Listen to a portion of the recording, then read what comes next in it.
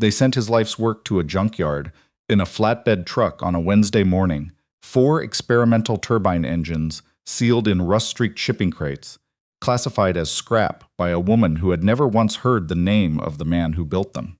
To Adrian Kessler, the $20 million write-off was a line item, a quarterly cleanup. To the man standing in the gravel lot of a 2-bay repair shop in Barrow Creek, Montana, watching the driver lower the first crate with all the care of someone unloading firewood, those engines were something else entirely. They were the last 10 years of his life, compressed into steel and titanium and silence. If you want to know what happens when one man decides that being forgotten isn't the same as being finished, stay with this story until the very end. Hit like and drop your city in the comments. I want to see where this one reaches. The driver climbed down from the cab and squinted at the sign above the garage door. Brewer's Motor Works. He checked his clipboard like a man confirming he'd arrived at the right funeral. Delivery for Brewer. 4 units. Commercial disposal. Nathan Brewer wiped his hands on a rag that hadn't been clean in probably 2 years and walked out into the October light. He was 38, built lean from work rather than exercise. With dark hair he cut himself every 6 weeks and hands that carried a permanent geography of scars and grease that no amount of scrubbing ever fully erased. He had the kind of face that didn't announce itself in a room, but that people remembered afterward, mostly because of the eyes, which had a habit of settling on things longer than was comfortable, as if he were running calculations that other people hadn't thought to start. "Set them along the east wall," Nathan said. "I'll get the forklift." It took 40 minutes. The crates were heavier than the paperwork suggested, which was the first thing Nathan noticed. The second thing he noticed was the serial prefix stamped on each one, KD 7700, Kessler Dynamics, Advanced Propulsion Division. He signed for the delivery. The driver handed him a manila envelope, already walking back to his cab. Nathan opened it, standing in the lot, reading in the flat gray light. Property disposal, Kessler Dynamics Corporation. Recipient, Brewer's Motor Works, Barrow Creek, MT. Contents, 4XKD 7700 prototype turbine engines. Condition, failed non-operational. Classification, commercial discard. He read it twice. Then he stood very still and let the name wash over him the way cold water does when you've been expecting it, but hoping it wouldn't come. Kessler Dynamics. He hadn't spoken that name in 6 years. Hadn't let himself think it, not deliberately. Not in the hours after his daughter went to bed, and the shop was quiet, and the particular loneliness of a single father in a small town pressed in from every direction. He'd kept that door sealed, locked, bricked over, and now 4 crates sat against his wall with his past inside them, delivered by a company that had erased him so thoroughly that the disposal form listed no engineer of record at all. He found a pry bar and opened the first crate. The engine inside was damaged, badly. The turbine housing had a fracture that ran diagonally across the intake assembly, the kind of crack that comes from impact, not wear. 2 fuel regulators were shattered. The electronic control module had been pulled out entirely, leaving a gap like a missing tooth. But the core was intact. The compressor stages, the combustion chamber, the shaft assembly, all there, all recognizable. Nathan crouched and ran his thumb along the underside of the mounting flange, where the metal curved inward, and no inspector ever thought to look. His thumb stopped. 3 letters hand-pressed into the alloy with a modified engraving tool he'd made himself from a dental pick he'd bought at a swap meet 12 years ago. NAB, Nathan Allen Brewer. He sat back on his heels and looked at the engine for a long time. The shop was quiet. Outside, a truck passed on Route 9. Somewhere in the neighborhood, a dog was barking at something that probably didn't warrant barking at. The smell of metal and solvent and the faint ghost of old exhaust hung in the air the way it always did, so familiar he'd stopped registering it years ago. He registered it now. "All right," he said to no one. "Let's see what they did to you." Josie came through the shop door at 3:52, which was 7 minutes later than usual, which Nathan noticed because he noticed everything about his daughter's schedule with the same precision he brought to torque specifications. She was 11, brown-haired, thin in the way of kids who are about to grow 3 inches over a single summer, and she had the particular alertness of a child who had learned early that paying attention was more useful than most adults realized. She dropped her backpack on the bench. She looked at the crates. She looked at her father. "Those are new." "They are.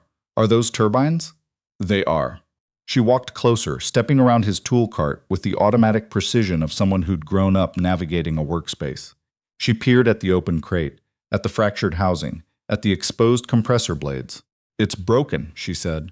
"It is. Can you fix it?" He considered the question the way he considered all her questions, not as something to dismiss, but as something that deserved actual thought. "Yeah," he said. "I think so. You're doing the thing again." "What thing?" "The thing where your voice goes flat because something matters a lot, but you're pretending it doesn't." He looked at her. She was watching him with an expression that no 11-year-old should be capable of, and yet there it was. Direct, knowing, gentle in the way that comes from having learned gentleness through loss rather than instruction. "Go start your homework." Already did it. Bus was late. Extra time. Then do it again, slower. She gave him a look that communicated with surgical precision, that she saw through him completely. Then she grabbed a granola bar from the mini fridge in the corner and headed for the house, calling back over her shoulder. "Mr. Aguilar says you still owe him for the muffler job." The muffler job was a favor. He says favors have expiration dates. "Tell Mr. Aguilar his muffler was held together with zip ties and optimism, and I saved him $400. She laughed. The door swung shut. He was alone with 4 engines and a name he hadn't spoken in 6 years, and the particular weighted silence that descends when the past arrives uninvited and sits down without asking. He opened his notebook, a battered composition book, soft-covered, coffee-stained. He turned to a blank page and wrote at the top, KD 7700, Unit 1. Below that, he wrote, "Start from the beginning." He'd been 19 when he fell in love with engines. Not cars, engines.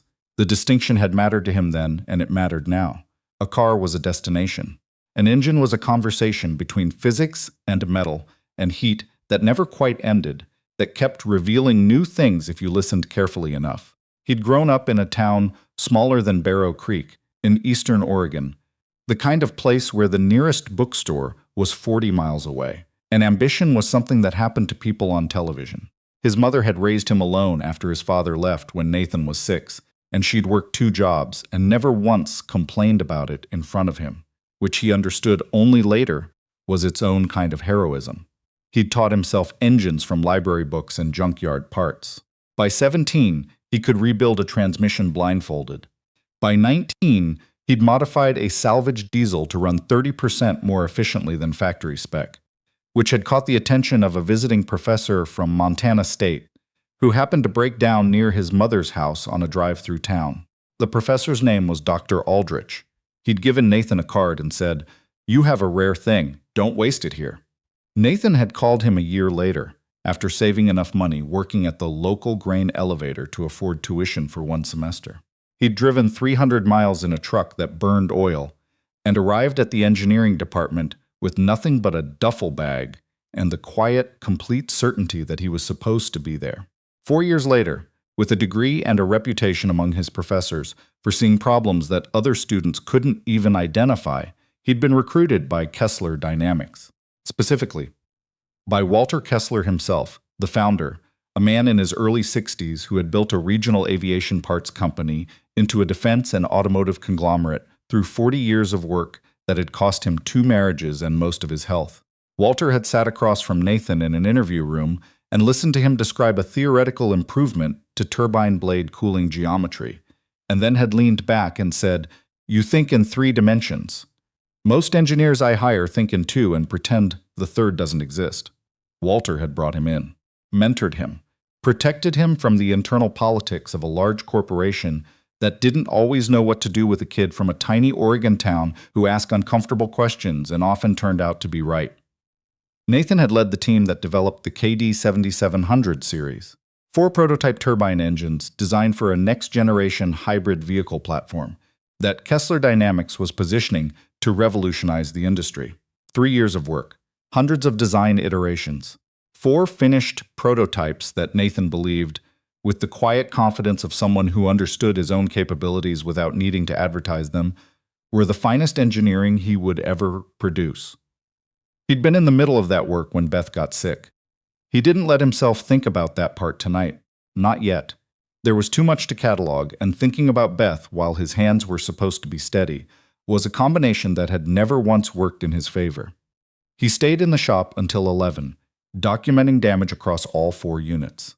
When he went inside, Josie was asleep on the couch with a library book open on her stomach, which was her standard method of pretending she'd gone to bed at the time he'd asked. He bookmarked her page. He carried her to her room. She was getting tall. Another year and this would be awkward, and she'd protest and he'd have to stop. He didn't think about that. "Dad," she murmured, not quite awake. "Yeah. Are those engines important?" "Go back to sleep." "They're important," she said, with the absolute certainty of a child who has deduced the answer from the question's evasion. Then she was asleep again. He stood in her doorway for a moment. Then he went to bed and stared at the ceiling and thought about 4 engines and 3 initials and the name Kessler printed on official paper. And eventually he slept, because tomorrow required him to function, and he had long since learned to sleep on command when the alternative was falling apart. Adrian Kessler had not grown up the way people imagined when they heard the phrase, defense contractor's daughter. Her father had built the company during the years when money was theoretical and sleep was optional. And by the time actual wealth arrived, Adrian was a teenager, with a father she saw mostly in passing, and a mother who'd moved to Santa Fe after the divorce and taken up pottery with a commitment that suggested she was firing more than just clay. Adrian was 31. Dark hair cut to her shoulders, posture that people mistook for confidence, but was actually the residue of a childhood spent being told to sit up straight in rooms full of men who were deciding whether to take her seriously. She'd been running Kessler Dynamics for 16 months, since her father had died of a stroke at his desk on a Friday afternoon. He'd been 63. He'd been reviewing turbine specifications. He'd been, by every account, in the middle of a sentence when he stopped being in the middle of anything. She'd handled the funeral, the board, the lawyers, the quiet panic of a company whose founder had been its center of gravity. She'd handled all of it with the controlled precision of someone who had learned very early that the world did not pause for grief, and neither could she.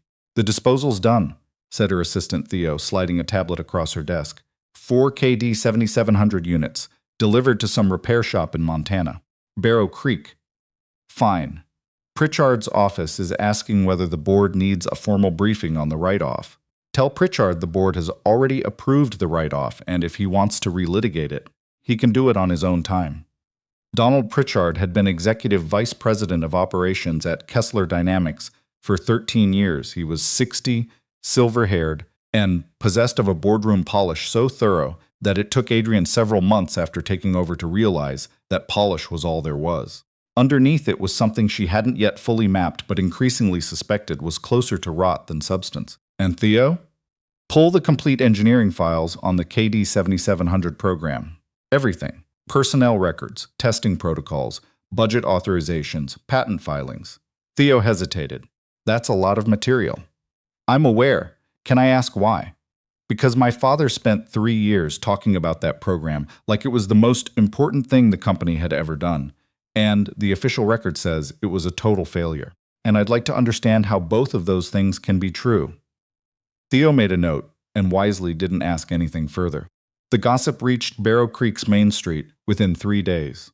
In a town of 6,000 people, 4 large shipping crates arriving at Nathan Brewer's shop was front-page news. Or would have been if Barrow Creek had a newspaper, which it hadn't since 2014. By Thursday, the woman at the post office told someone the crates contained military equipment. By Friday, the barber 2 doors down had upgraded this to classified prototypes from the government. By Saturday morning, the consensus at Alma's Diner, where Nathan ate breakfast most weekends, had settled on a secret contract from an unnamed corporation. Nathan ate his eggs and said nothing. "You could just tell them," said Gus Peralta, who sat in the booth across from Nathan every Saturday and had been Barrow Creek's only dentist for 27 years and whose opinions about everything carried the same diagnostic certainty as his opinions about molars. Telling them would require explaining, and you don't want to explain. "I want to eat my eggs, Gus." Gus studied him. "Those engines mean something to you." It wasn't a question. Nathan ate a piece of toast and let the silence answer for him.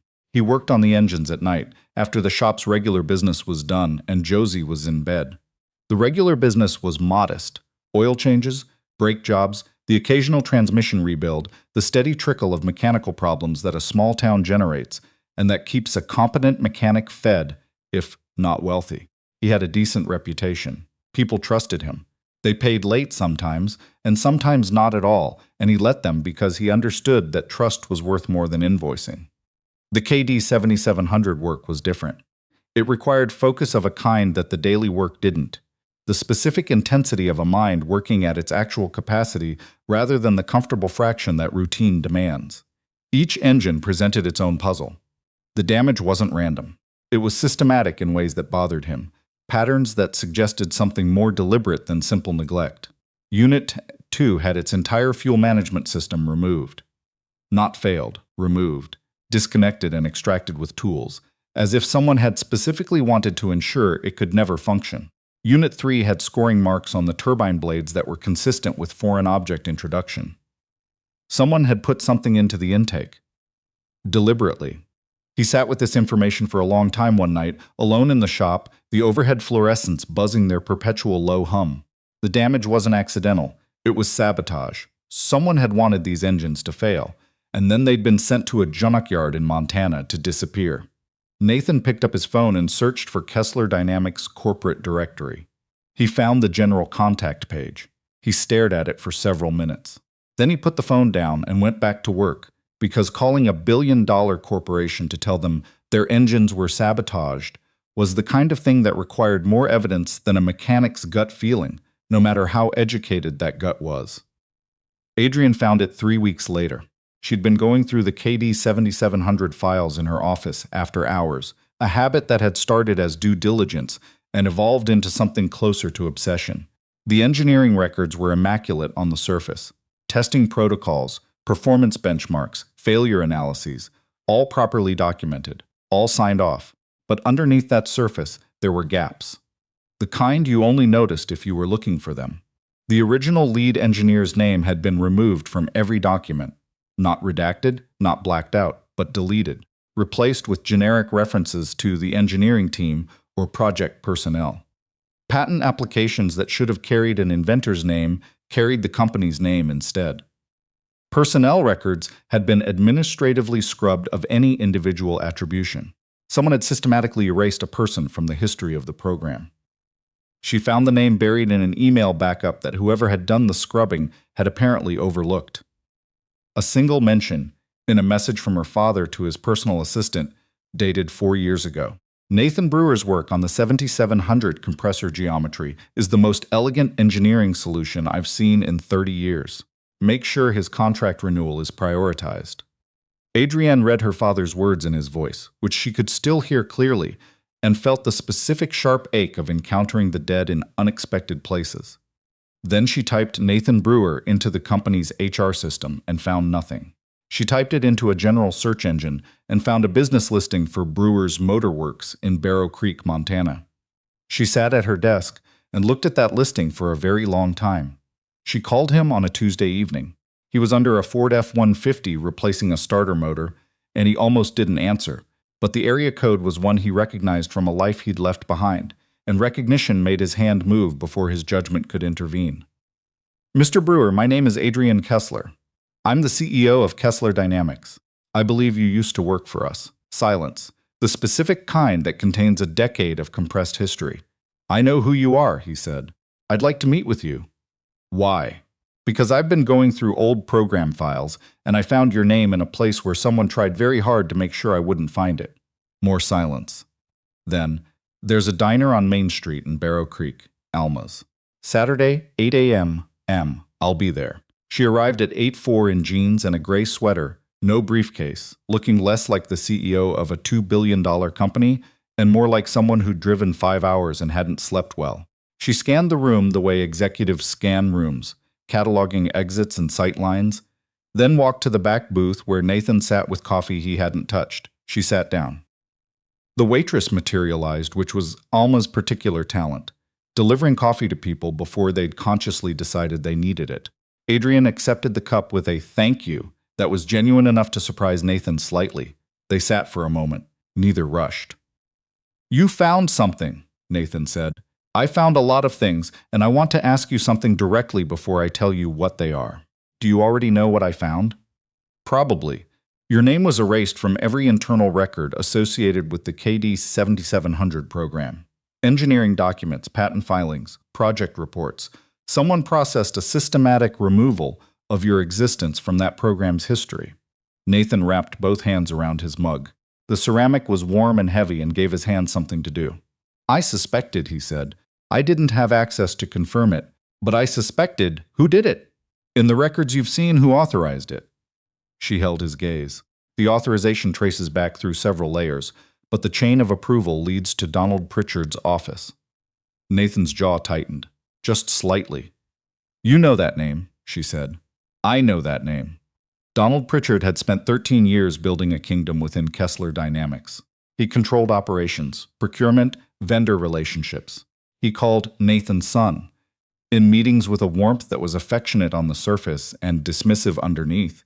And he had, during the 3 years Nathan worked inside the company, systematically ensured that credit for Nathan's work was diffused, distributed, attributed to teams and committees, rather than to any individual who had no family connection, no corporate pedigree, no leverage. When Beth was diagnosed, Nathan had applied for the medical hardship provision in his contract. Pritchard had blocked it through procedural objections. Nathan had escalated. Pritchard had buried the escalation in administrative reviews for 5 months, during which time Beth had gone through 2 rounds of treatment, and Nathan had spent every cent he had and borrowed from everyone who would lend. He'd filed a formal complaint. 3 weeks later, he'd been terminated. Restructuring. His separation agreement included a non-disclosure clause he'd signed because he had a sick wife and a 4-year-old daughter and no money, and a lawyer who told him that fighting would take years he didn't have. He engineered your removal, Adrian said. It wasn't a question. Yes, while your wife was ill. Beth died 7 months after I left the company. She might have had better options if I'd had access to the compensation I was owed. I'll never know that for certain, but I've spent a long time living with the possibility. Adrienne was quiet. Something moved across her face that wasn't pity, which he would have found unbearable, but something more complicated. Recognition, maybe. The expression of someone discovering that the institution they've inherited has teeth marks on it. I'm sorry, she said, and it came out without corporate polish. Just human. Thank you. The waitress refilled their cups without being asked. Nathan nodded at her. Adrian waited until she was gone. There's more. The testing protocols for the final performance trials were modified 6 weeks before the test date. Someone raised the benchmark thresholds by margins that the engines as configured couldn't meet. The modification was filed without engineering review, without the development team's input. The engines didn't fail the real requirements, Nathan said. They failed requirements that were fabricated to guarantee failure, and the modification was filed by Pritchard's department. A subordinate signature, but the authorization chain goes straight up. Nathan sat back, he breathed, carefully. There was a competing program, he said, an external vendor contract for a conventional turbine platform. Pritchard had a financial relationship with that vendor. Consulting fees routed through a subsidiary. If the 7700 succeeded, the external contract would have been canceled, and if it failed, the contract continued, and Pritchard's stake became more valuable. Adrian finished. It was a theory. I never had the documents to prove it. I might, she said. I've been pulling financial records. There's a procurement subsidiary that's been operating for 6 years with margins that don't make sense. She looked at him across the table. 31 years old, 16 months into running a company that someone had been stealing from under her father's nose and possibly over his dead body. My father mentioned you, she said quietly, in an email I found. He called your compressor work the most elegant engineering solution he'd seen in 30 years. Nathan looked at his coffee. He didn't trust his voice for a moment, and he waited until he did. Your father was a good man. He wasn't always in the room when Pritchard was operating. People like Pritchard are very skilled at working in the spaces where trust already exists. Did my father know what happened to you? He left me a voicemail about 6 months after I was let go. Said he'd heard I was gone and wanted to understand. Nathan paused. I was sitting in a hospital waiting room when I listened to it. Beth was in surgery. I told myself I'd call him back when things settled. He stopped. Things didn't settle. The diner moved around them. Plates, conversation, The bell above the door, Gus Peralta's newspaper, 2 booths away. The ordinary machinery of a Saturday morning in a small town sitting alongside what they were discussing. "What do you want to do?" Adrian asked. "About the engines. About all of it." He looked at her. "The engines are mine. I built them. My initials are on every one of them. I want to fix them. I want them to run the way they were supposed to run before someone decided they shouldn't." "And Pritchard?" "That part's yours. You have the records. You have the authority. What you do with it is your decision." "What if I ask for your help?" "Then I'd help." She nodded. She picked up her coffee and drank, and something settled between them in that moment, not an agreement exactly, more like a recognition. 2 people who had been separately damaged by the same machinery, deciding without ceremony that they were going to do something about it together. She came back to Barrow Creek the following weekend, and the weekend after that. She'd arrive Friday evening, rent a room at the motel on Route 9, appear at the shop Saturday morning in clothes that looked progressively less corporate with each visit. She asked questions about the engines that revealed she'd been reading the technical documentation, not skimming it. She wasn't an engineer, but she was smart in the way that matters more than specialty, the way that allows a person to enter an unfamiliar domain and begin seeing its internal logic. Nathan showed her the sabotage, the removed fuel systems, the scoring marks on the turbine blades, the systematic nature of it. Someone didn't just want these engines to fail testing, he said. Someone wanted to make sure they could never be restored. But they can be? They can. It'll take months. The damage is extensive, but not terminal. Whoever did this understood engines well enough to hurt them, but not well enough to kill them. Josie met Adrian on the 3rd visit. She came into the shop after school, assessed the situation with the rapid comprehension of a child who had been watching her father's emotional weather for years, and said, "You're the one from the phone calls." "I am," Adrian said. "Are you going to fix the thing that happened to my dad?" Adrian looked at Nathan, who was very deliberately focused on a fuel regulator and not making eye contact. "I'm going to try," Adrian said. "Good," Josie said. "He won't talk about it, but it matters. You can tell because of the quiet."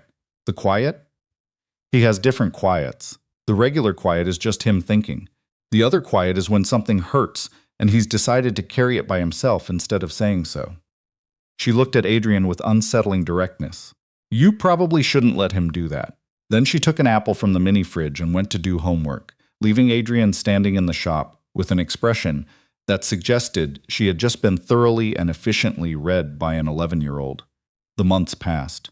Nathan worked on the engines every night after the shop closed. The regular business continued. Oil changes, brake jobs, Mr. Aguilar's perpetually deteriorating Dodge Ram. The town's quiet rhythms carried him through the days, while the nights belonged to precision work and the slow, patient process of bringing damaged things back to life. Adrian, meanwhile, was building a case. Financial forensics, document trails. The procurement subsidiary turned out to be exactly what Nathan had theorized. A shell entity through which Pritchard had been routing payments to himself through vendor contracts that existed primarily on paper. 6 years of it. Millions of dollars. She brought the evidence to the board on a Tuesday in January. She brought it with the controlled precision of someone who had spent 4 months preparing for this moment and was not interested in giving Pritchard or anyone loyal to him a single procedural foothold to stand on. Pritchard was in the boardroom when she laid it out. She watched his face cycle through surprise, calculation, and finally something that looked like the particular stillness of a man realizing the floor beneath him has been removed. "This is a mischaracterization," he said, but his voice had changed. The polish was cracking. "These are your signatures, Donald, your authorization codes, your financial disclosures, which omit the consulting relationship, and your subordinate's modification to the testing benchmarks, filed without engineering review, designed to ensure failure. I'd like to speak with counsel." "You'll have the opportunity." She didn't raise her voice. She didn't need to. The document spoke in a register that volume couldn't improve. Pritchard was suspended that afternoon. The board authorized an independent investigation that would eventually lead to criminal referral. He was arrested in March, indicted in April, and would ultimately accept a plea agreement in the fall that included restitution and a sentence that was, like most corporate sentences, insufficient to the scale of what had been taken. But it was something. It was the machinery of consequence, imperfect and slow, grinding in the direction of accountability. The engines were finished in May. Nathan called Adrian on a Saturday morning. "They're ready," he said. She drove 5 hours.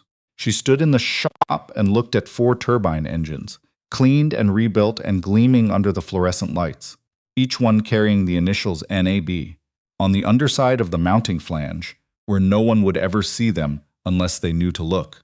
"They're beautiful," she said, and she meant it in the way that people mean it when they're looking at something that represents more than its physical form.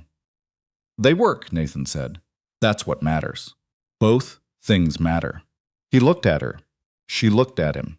The shop was quiet in the way that his daughter would have identified as the new quiet, the one that wasn't heavy and wasn't regular, but was instead the particular silence of 2 people standing near something that neither of them was quite ready to name. Kessler Dynamics integrated the KD 7700 engines into a test vehicle platform that summer.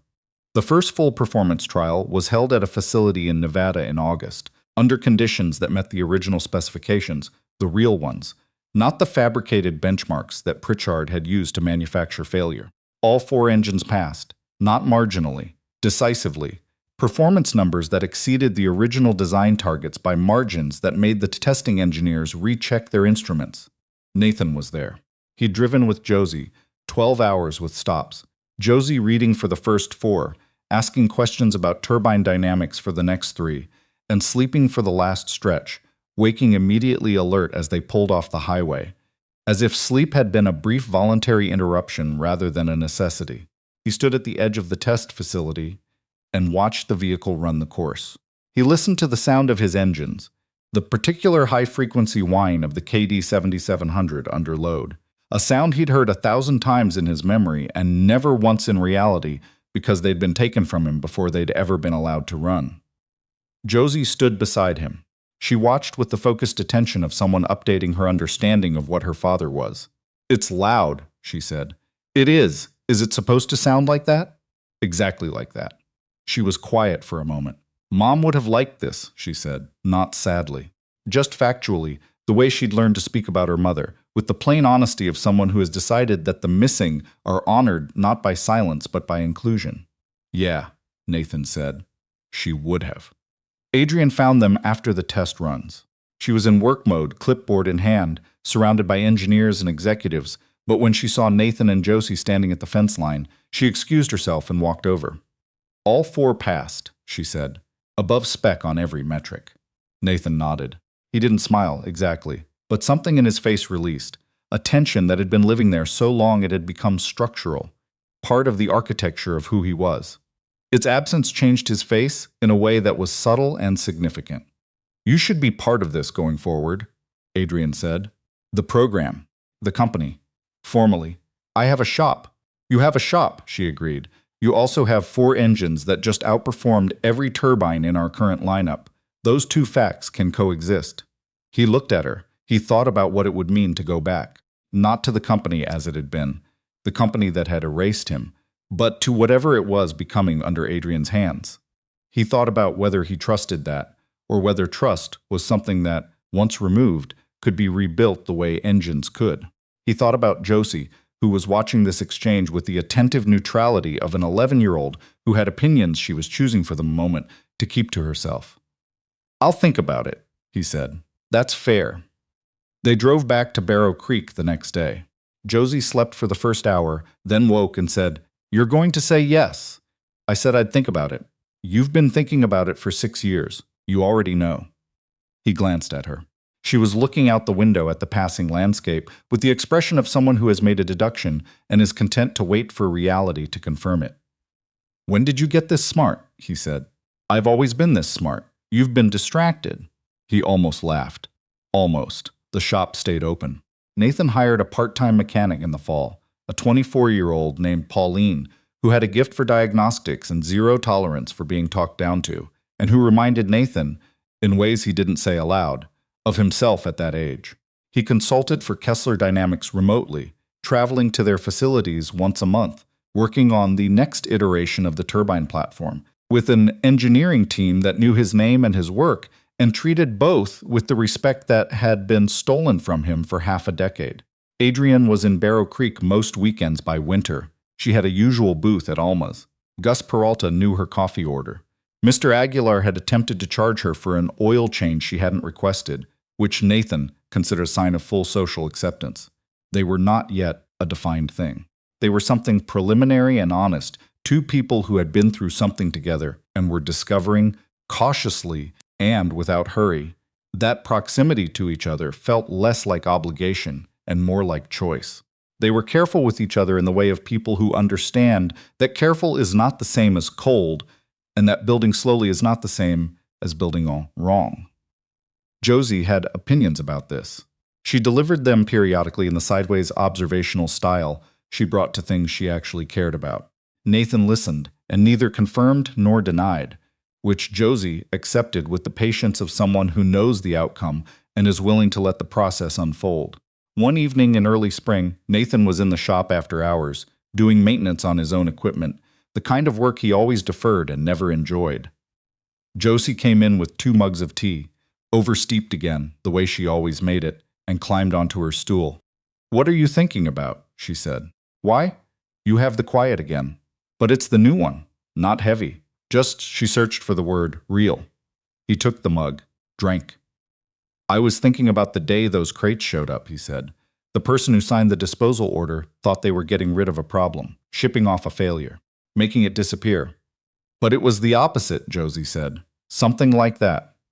She looked at him with the direct, clear gaze she'd been looking at him with her entire life, her mother's calm behind it, his own stubbornness underneath. "Do you think things happen for a reason?" she said. He considered it. He thought about the word reason and everything it contained: causality, design, intention, chance. Whether any of those things accurately described the chain of events that had started with a flatbed truck and ended here, in a shop in Barrow Creek, with his daughter on a stool and 4 engines in the world carrying his initials.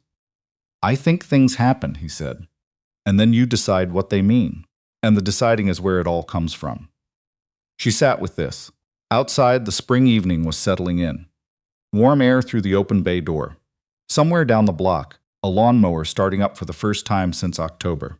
The particular quality of light that small towns get in early April, soft and unhurried and fundamentally unconcerned with anything beyond the moment it's currently illuminating. "That's a good answer," she said. "I've been working on it for a while." She smiled, her mother's mouth, his stubbornness behind the eyes, and drank her tea, and they sat in the quiet of the shop that was their place, in the town that was their town, while the evening arrived without condition or demand, and the engines were out in the world doing exactly what they'd been made to do, and the man who built them, imperfect and permanently stained at the hands and not remotely finished, had decided that this, all of it, the work and the loss and the daughter and the second chance and the slow, uncertain thing growing between himself and a woman who was learning to stop performing and start arriving, was enough. More than enough. It was everything he'd actually been building toward, even when he didn't know he was building toward anything at all. And the distance between those two truths, he'd finally understood, was no distance at all.